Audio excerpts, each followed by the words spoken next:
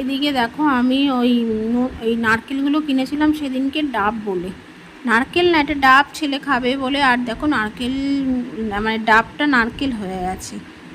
আর এদিকে হচ্ছে তোমার ওই চাল ধোয়া জলটা আমি গাছের গোড়ায় দিয়ে, দেখেছো এটা জাল ধুয়ে ওই তোমার মগে করে রেখে দিয়েছিলাম। এই দেখো 3খানা গাছ আছে, তুলসী গাছ আছে, আর তোমার গন্ধরাজ লেবু আর মানি প্ল্যান্ট। এই গাছের গোড়ায় চাল আর ডালের ধোয়া জল দিলে না খুব উপকার, জানো তো, গাছ খুব সুন্দর হয় আর কি।